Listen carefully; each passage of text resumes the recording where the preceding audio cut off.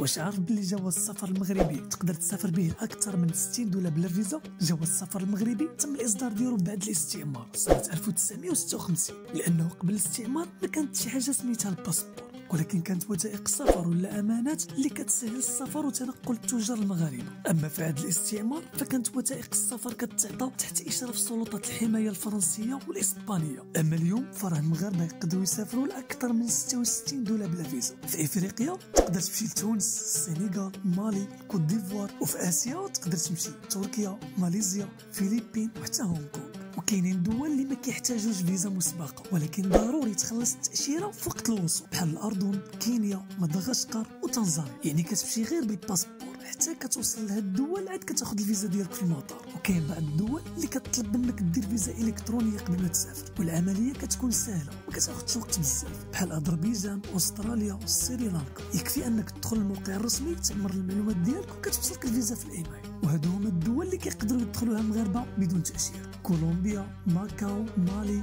ماليزيا، هونغ كونغ.